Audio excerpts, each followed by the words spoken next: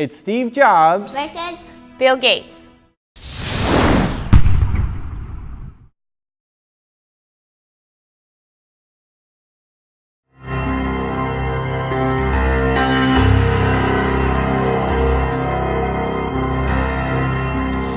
I have invited here today 3 industry experts to have a panel discussion on software.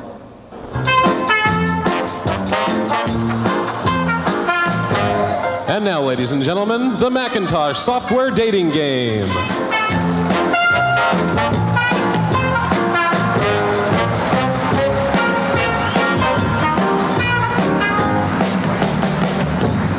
Welcome to the Macintosh software dating game. Software CEOs, could I please ask you to introduce yourselves? Hi, I'm Fred Gibbons, President of Software Publishing Corporation.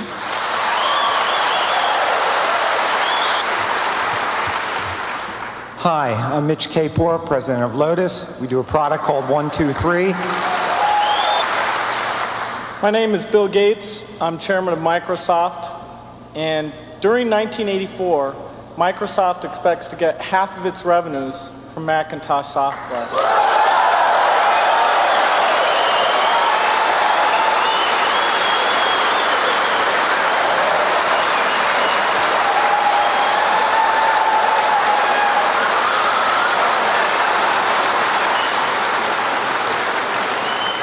Software magnate number 3. When was your first date with Macintosh? We've been working with the Mac for almost 2 years now, and we put some of our really good people on it. Software CEO number 3. Will Macintosh be the 3rd industry standard? Well, to create a new standard, it takes something that's not just a little bit different. It takes something that's really new and really captures people's imagination. And the Macintosh, of all the machines I've ever seen, is the only one that meets that standard.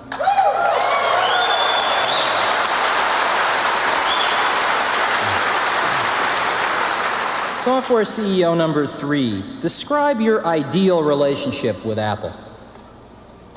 Well, we'll be selling our software independently. So the key thing is that Apple gets a lot of consistent standard machines out there quickly. Well, sorry, Steve, time's up. We'd like to give Steve a few moments to decide today's winner.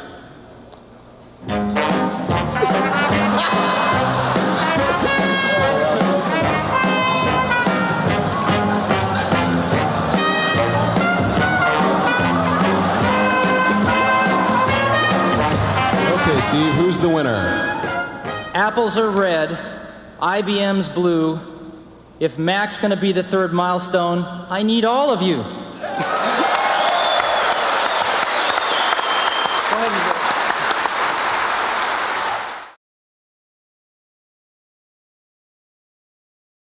Now, I'd like to talk about meaningful partners. Apple lives in an ecosystem, and it needs help from other partners. It needs to help other partners.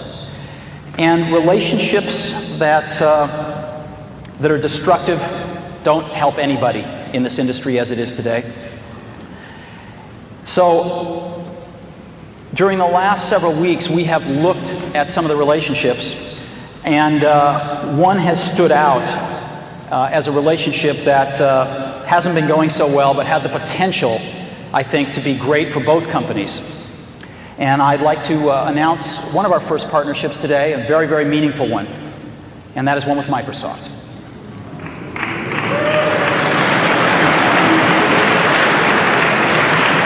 I'd like to take you through this. The discussions actually began because there were some patent disputes. And rather than, I know. Rather than repeating history, I'm extremely proud of both companies that they have resolved these differences in a very, very professional way. We're going to be working together on Microsoft Office, on Internet Explorer, on Java, and I think that it's going to lead to a very healthy relationship. So it's a package announcement today. We're very, very happy about it. We're very, very excited about it. And I happen to have a special guest with me today via satellite downlink. And if we could get him up on the stage right now.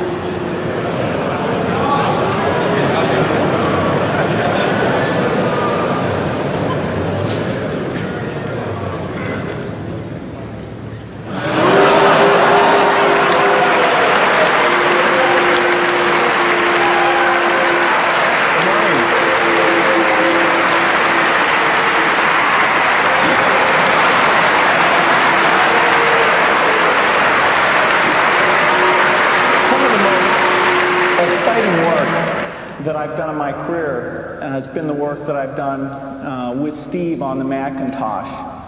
Whether it's the first introduction or doing products like Mac Excel, these have been major milestones.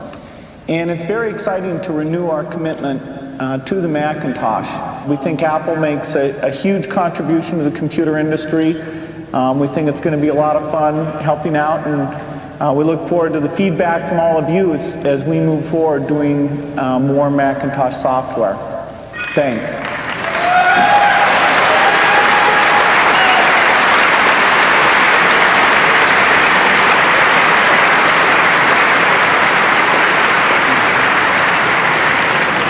Thank you, Bill.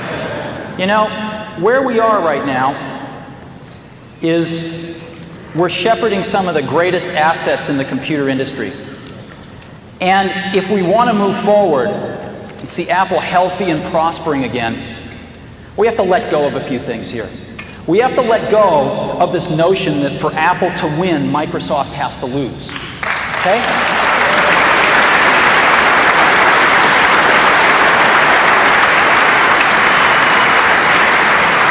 We have to embrace a notion that for Apple to win, Apple has to do a really good job.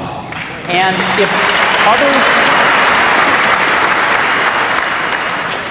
if others are going to help us, that's great. Because we need all the help we can get. And if we screw up and we don't do a good job, it's not somebody else's fault, it's our fault. So I think that's a very important perspective. I think if we want Microsoft Office on the Mac, we better treat the company that puts it out with a little bit of gratitude. We'd like their software. So the era of setting this up as a competition between Apple and Microsoft is over as far as I'm concerned. This is about getting Apple healthy, and this is about Apple being able to make incredibly great contributions to the industry to get healthy and prosper again. You know, sometimes points of view can really make you look at things differently. When you hear a new point of view, like for me, when I was looking at the statistics, and it hit me that Apple is the largest education company in the world. That was like a bolt of lightning. That's huge. What an incredible base to build off of. Another bolt of lightning is that Apple plus Microsoft equals 100% of the desktop computer market. And so, whatever Apple and Microsoft agree to do, it's a standard. And I think that you will be seeing us work with Microsoft more because they're the only other player in the desktop industry. And I think you'll be seeing Microsoft want to work with Apple more because Apple is the only other player in the desktop industry. So I hope we have even more cooperation in the future because the industry wants it.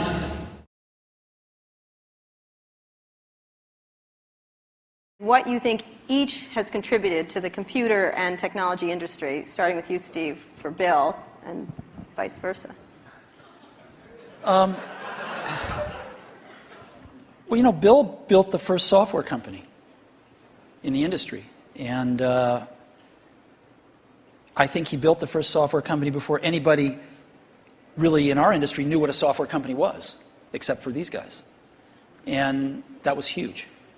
That was really huge. And the business model that they ended up pursuing turned out to be the one that worked really well, you know, for the industry. Mm-hmm. So I think, but the biggest thing was Bill was really focused on software before almost anybody else had a clue that it was really the software. That's what I see. I mean, a lot of other things you could say, but that's the high order bit. And I think building a company is really hard. Yeah. And it requires your greatest persuasive abilities to hire the best people you can and keep them at your company and keep them working, doing the best work of their lives, hopefully. And Bill's been able to stay with it for all these years. So, Bill, how about the contribution of Steve and Apple? Well, first I want to clarify, I'm not fake Steve Jobs.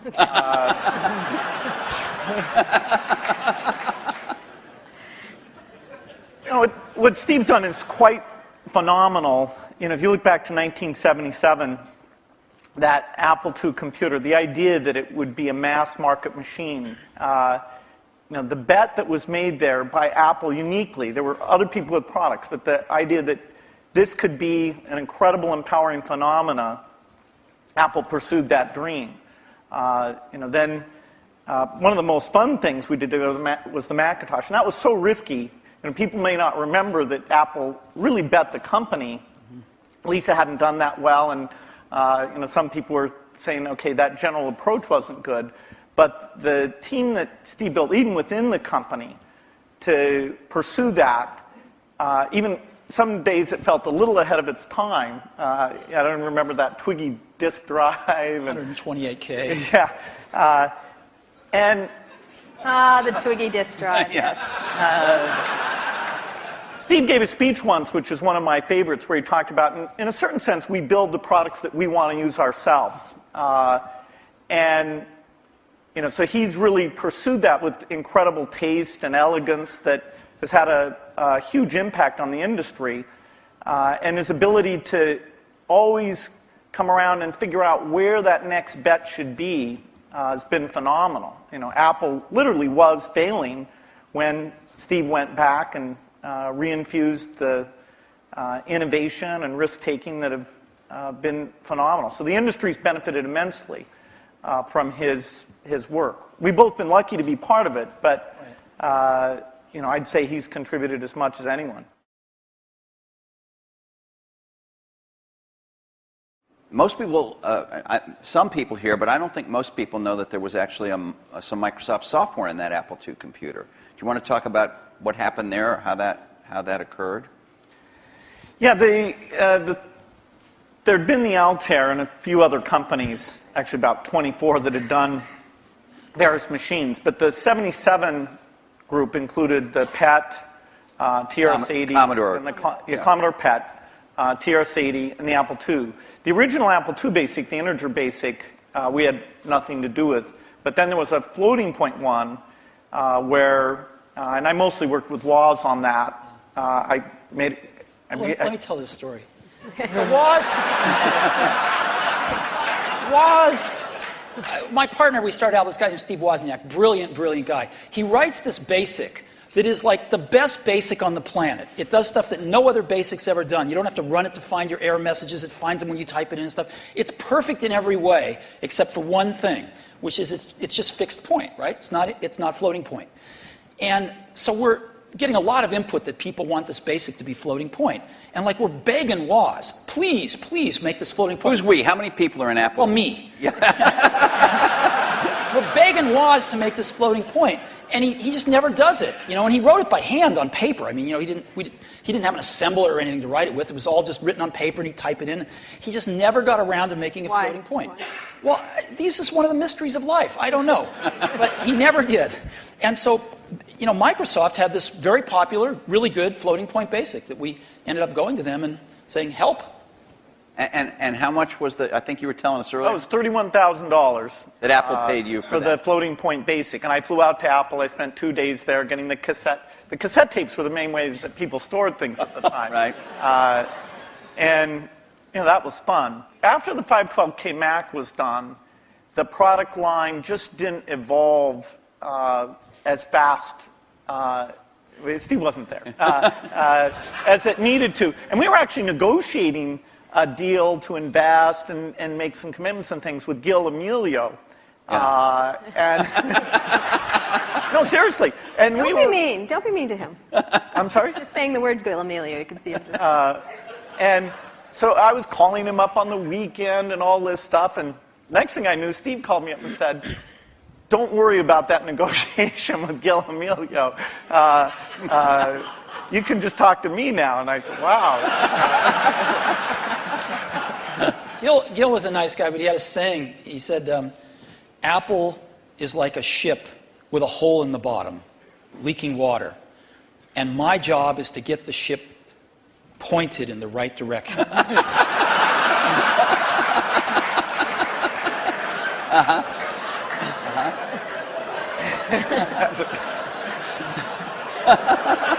Okay.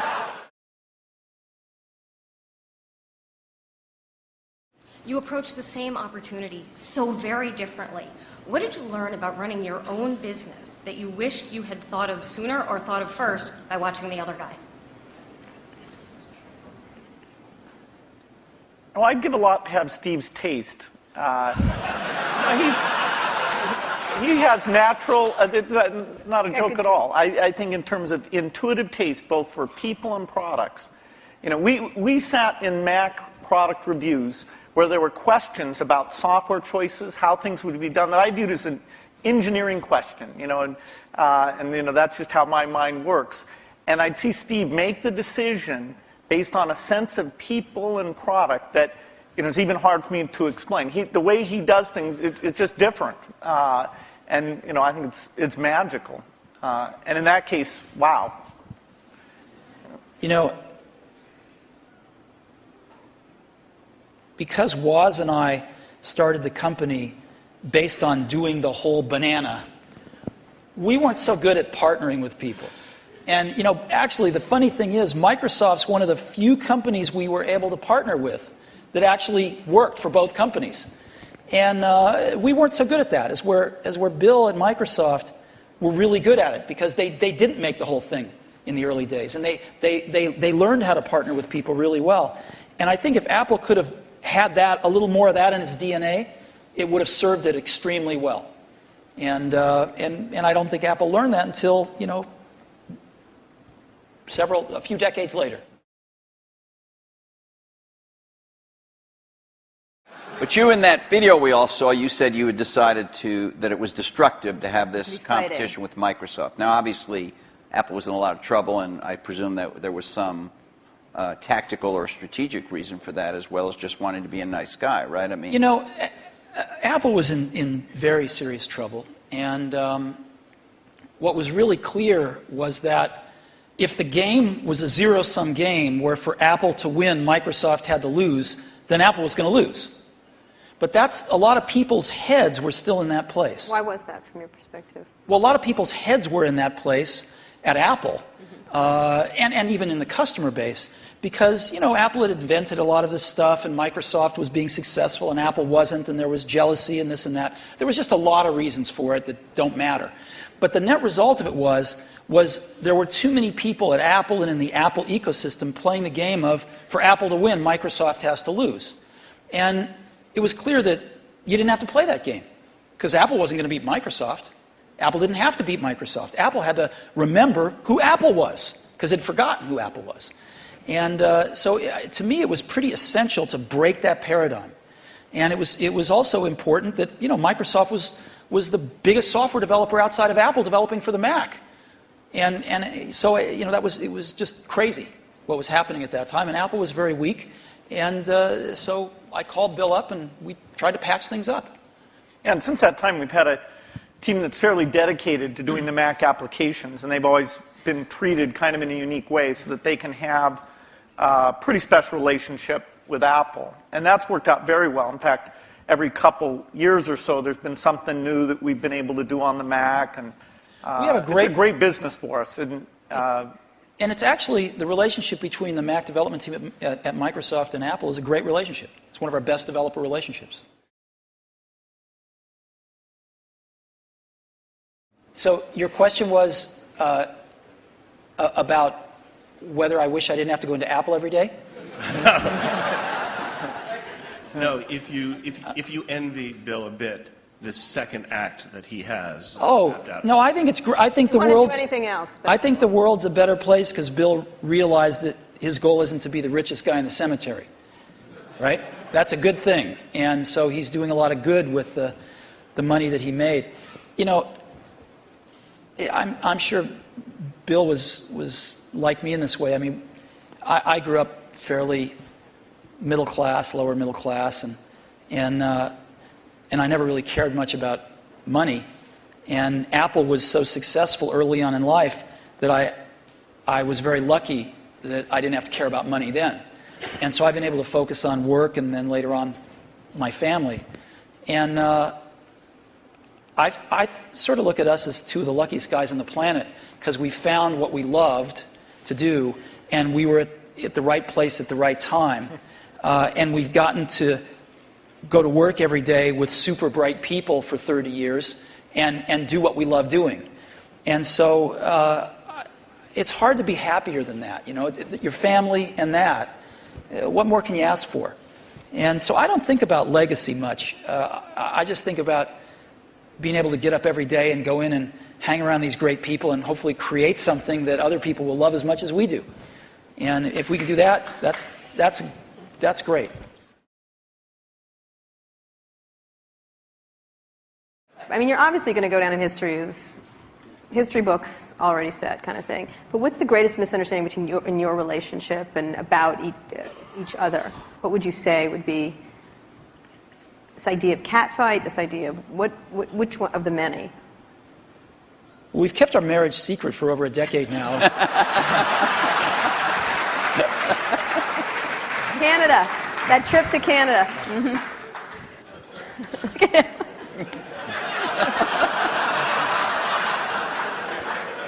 Was there... I don't think either of us have anything to complain about in general. And I know that the projects, like the Mac project, you know, was just an incredible thing, a fun thing where we were taking a risk. We did look a lot younger in that video. We did. You looked 12 in the first one. That's how I try and look. He was 12.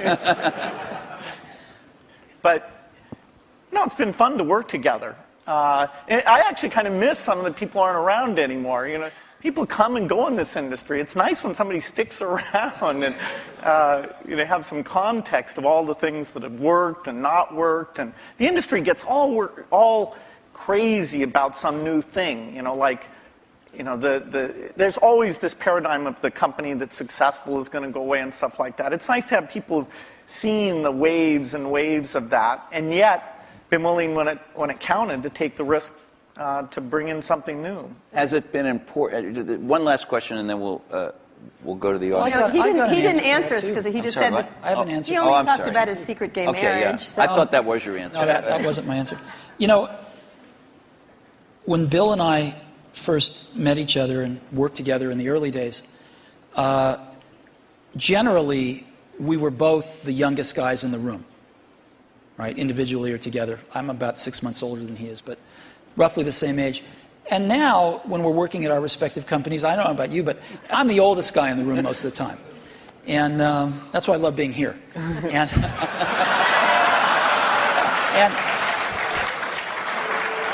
so happy to oblige. Happy to oblige. And you know, I think of most things in life as either a Bob Dylan or a Beatles song. But there's that one line in that one Beatles song, you and I have memories longer than the road that stretches out ahead. And that's clearly true here. Well, you know what? I think we should end it there. Let's just end it there. I'm going to have a little tear right here. Thank you. Thank you very much. Thank you so much. Sure. Thank you.